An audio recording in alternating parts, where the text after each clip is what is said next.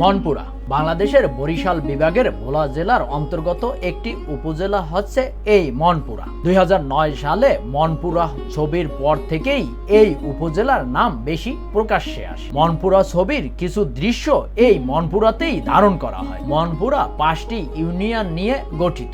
এর আয়তন 373 বর্গ কিমি। 1970 সালের বন্যার পরে মনপুরাকে পৃথক মনপুরা থানা হিসেবে ঘোষণা করা হয়।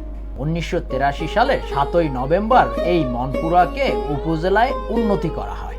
ভোলা জেলা হচ্ছে বাংলাদেশের বৃহত্তম দ্বীপ, আর দ্বীপের এই মনপুরা হচ্ছে অন্যতম। মনপুরা যোগাযোগ ব্যবস্থা একমাত্র মাধ্যম হচ্ছে নৌপথ। ঢাকা সদরঘাট থেকে প্রতিদিন সন্ধ্যার সময় 2টি লঞ্চ ছেড়ে যায় মনপুরা হাতিয়ার উদ্বীপ। মনপুরা একটি দর্শনীয় স্থানও বটে, তাই আজকে আমরা এই মনপুরা দ্বীপ ঘুরে দেখব এবং আপনাদেরকে দেখানোর চেষ্টা করব। চলুন আপনারা দেখতে থাকুন আমার এই ভিডিওটি। প্রায় 1.5 ঘন্টা পরে আমি চলে আসছি তমরুদ্দিন ঘাট। আর ঢাকা থেকে যারা আসে মূলত এই তমরুদ্দিন ঘাটেই সকালবেলা এসে নামে, আর এখান থেকে প্রতিদিন 2টা লঞ্চ ছেড়ে যায়। 10 এবং হারাম 3 দেখতে পাচ্ছি এখানে। এরা 12:30টায় আর 1টা বাজে এখান থেকে ছেড়ে যাবে। আমি যেহেতু মনপুরা যাব, তাই আমি যেটা 12:30টায় ছেড়ে যাবে ওই লঞ্চে করে আমি মনপুরা যাব। মনপুরা যাওয়ার জন্য এই লঞ্চগুলো যেতে হয়, বড় দোতলা লঞ্চ, 1 টাকা করে ওরা ভাড়া নিয়ে। আমি হাতিয়া তমরুদ্দিন লঞ্চঘাট থেকে মনপুরা যাওয়ার জন্য ফারান 3 নম্বর লঞ্চটিতে উঠি। উঠতেই আমাদের লঞ্চটি ছেড়ে দেয়। আমাদের লঞ্চটি সামনের দিকে চলতে থাকে। চলতে চলতে কিছু দূর এগিয়ে আসলেই আমি দেখতে পাচ্ছি এখানে রয়েছে বিশাল বনাঞ্চল। মূলত এগুলো সরকারিভাবে করা হয়েছে, আর দেখতে যে কি চমৎকার দেখাচ্ছে তা ভাষায় প্রকাশ করতে পারবো না। এই অপরূপ সৌন্দর্য উপভোগ করতে করতেই চলে আসি মনপুরা ঘাটে। 30 থেকে 40 মিনিটের ভিতরে আমি তমরুদ্দিন ঘাট থেকে মনপুরা ঘাটে চলে আসছি। এই নারকেলগুলো এই লঞ্চে করে এরা ঢাকা নিয়ে যায়। দেখেন ডাব এই মনপুরা থেকে ঢাকা নিয়ে যায় মনপুরা লঞ্চ ঘাট। আর এইখানে প্রতিদিন 2টা লঞ্চ যাতায়াত করে, একটা 2:30টার দিকে আর একটা লঞ্চ 3টার সময়। এই যে 3টার লঞ্চটা এখন দাঁড়িয়ে রয়েছে। আর এই লঞ্চগুলো মূলত হাতিয়া তমরুদ্দিন ঘাট থেকে ছেড়ে এসে এখানে ঘাট করার পরে এখান থেকে চলে যায় ঢাকার দিকে। হাজিরহাট চলে যাব, ওখানে যাব, ওখান থেকে দেখি কোথায় যেতে পারি এবং কি দেখার আছে এই মনপুরাতে তা আপনাদেরকে দেখানোর চেষ্টা করব। হাজিরহাট মূলত মনপুরার প্রধান শহর, তাই আমি একটি মোটর সাইকেলে করে যাচ্ছি হাজিরহাটে। আর এখানে প্রধান বাহনই হচ্ছে মোটর সাইকেল, তাই 100 টাকার বিনিময়ে আমি এই মোটর সাইকেলে করে যাচ্ছি হাজিরহাটের উদ্দেশ্যে। হাজিরহাট থেকে মাত্র 1 কিলোমিটার আগেই পাওয়া যায় একটি পার্ক, যার নাম হচ্ছে শেরেবাংলা পার্ক বা ভিক্টোরিয়া পার্ক। আমি এখানে নেমে পড়ি। এই আমার পাশে একটা দিঘি রয়েছে, যেটাকে বলা হয় শেরেবাংলা পার্ক অথবা ভিক্টোরিয়া পার্ক, 2টা নামে পরিচিত। তবে পার্ক হলে কি হবে, আমার কাছে মনে হচ্ছে যে এটা দিঘি। এপাশে একটা দিঘি রয়েছে এবং এপাশেও একটা দিঘি রয়েছে। এখানে বসার মতো অনেকগুলো বেঞ্চ রয়েছে। তবে বিকেলবেলা এই জায়গাটা চমৎকার, বসে নিরিবিলি সময় কাটানোর মতো। ভিক্টোরিয়া পার্ক থেকে আমি যাচ্ছি বাদের বাজারের দিকে। আর যেতে এখানের দৃশ্যটা যে কি চমৎকার লাগতেছে যা ভাষায় প্রকাশ করতে পারবো না। 8 থেকে 10 মিনিট হাঁটার পরে আমি চলে আসি বাদের বাজারের এখানে। আর এখান থেকে আমি মোটর সাইকেল রিজার্ভ করেছি। 350 টাকার বিনিময়ে আমাদেরকে ঘুরে দেখাবে। তার ভিতরে রয়েছে জাউ বাগান, চারা বাগান এবং সর্বশেষ আমাকে বাংলা বাজারে নামিয়ে দিয়ে আসবে। মনপুরা দ্বীপে যে কটি দর্শনীয় স্থান রয়েছে তার ভিতরে অন্যতম একটি জায়গা হচ্ছে এই সৈলিং এর জাউ বাগানের এখানে। হাজিরহাট থেকে মাত্র 3 থেকে 4 কিলোমিটার দূরে রয়েছে এই বাগানটি। ইটের সৈলিং এর পাশে এই গাছ লাগানো হয়েছে। 2021-22 অর্থ বছরে 3,500 গাছ রোপণ করা হয়েছে সরকারিভাবে। এখানে লাগানো হয়েছে জাউ গাছ।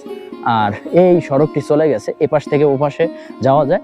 জাউ বাগান থেকে আমরা আবার ছুটে চলছি, আর আমাদের পরবর্তী গন্তব্য হচ্ছে চারা বাগান, যা এখান থেকে মাত্র 4 থেকে 5 কিলোমিটার দূরে। কাঁচা সড়ক ধরেই আমরা যাচ্ছি এই চারা বাগানের দিকে।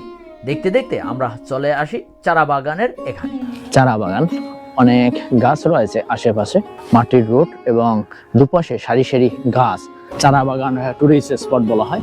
খুবই চমৎকার, তবে কিছুটা অংশ এখনো দেখার মতো রয়েছে, আর অংশ ভেঙে চলে গেছে। পরন্ত বিকেল বেলা রাখাল তার গরু নিয়ে বাড়ি যাচ্ছে। চারা বাগানের যদিও অনেকটা অংশ বঙ্গোপসাগরে বিলীন হয়ে গেছে। মনপুরা যে কয়টি স্পট রয়েছে তার ভিতরে অন্যতম। এখানে মনপুরা ছবির কিছু দৃশ্য ধারণ করা হয়েছে। আমরা কিছুটা সময় অতিবাহিত করেছি, খুবই চমৎকার। এবার যেতে হবে। আমাদের পরবর্তী টুরিস্ট স্পট হচ্ছে দক্ষিণা হাওয়া। দক্ষিণা হাওয়া মূলত মনপুরা দ্বীপের একেবারে দক্ষিণ প্রান্তে, যার কারণে এই সমুদ্র সৈকতটির নাম দেওয়া হয়েছে দক্ষিণা হাওয়া সি বিচ। এই যে দেখেন একটা মনোগ্রাম রয়েছে, ধন্যবাদ, আবার আসবেন। মনপুরা দক্ষিণা হাওয়া সি বিচ, মনপুরা ভোলা দক্ষিণ প্রান্তে রয়েছে, এই জন্যই এর নাম দেওয়া হয়েছে দক্ষিণা হাওয়া। এই মনপুরার নাম, এই মনপুরা একটা ছবি রয়েছে চঞ্চল চৌধুরীর, এই ছবির পরেই মূলত এই মনপুরা নামটা আরো জনপ্রিয় হয়ে উঠেছে।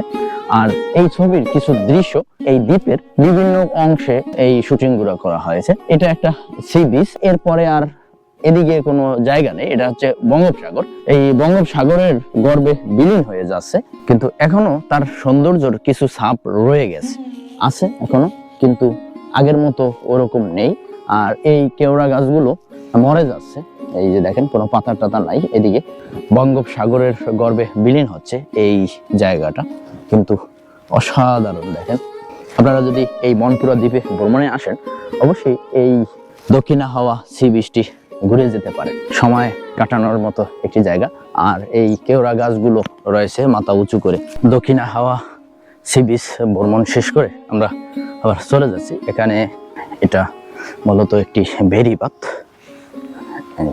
বিশাল এলাকা জুড়ে এই বেড়িবাঁধ করা হচ্ছে, বিশাল। এটা শহররক্ষা বাঁধ মূলত, কারণ জলোচ্ছ্বাসের সময় যেন এই বেড়িবাঁধে পানিটা আটকিয়ে রাখে। দক্ষিণা হাওয়া সি বিচের এখানে দীর্ঘ সময় অতিবাহিত করি।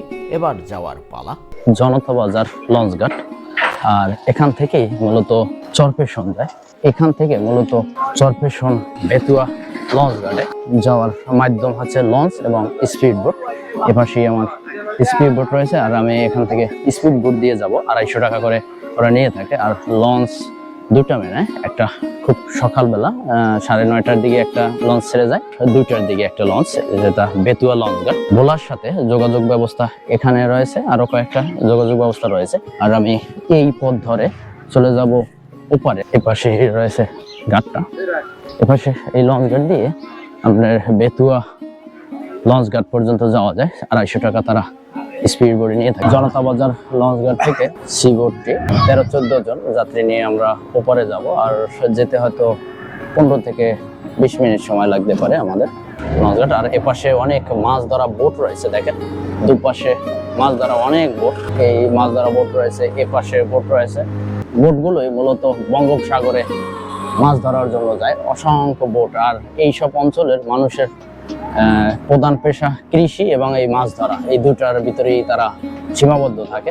দ্রুত গতিতে চলে যাচ্ছে জনতা বাজার লঞ্চঘাট থেকে বেতুয়া লঞ্চঘাটের উদ্দেশ্যে। এই বঙ্গোপসাগর পাড়ি দিতে দিতেই বিদায় নিই। দেখা হবে অন্য কোনো এপিসোডে। ততক্ষণ পর্যন্ত আপনারা ভালো থাকুন, সুস্থ থাকুন। আমার ভিডিওগুলো যদি ভালো লেগে থাকে তাহলে আমার চ্যানেলটি সাবস্ক্রাইব করবেন, পাশে থাকা বেল আইকনটি প্রেস, লাইক, শেয়ার, কমেন্টস করে পাশে থাকুন।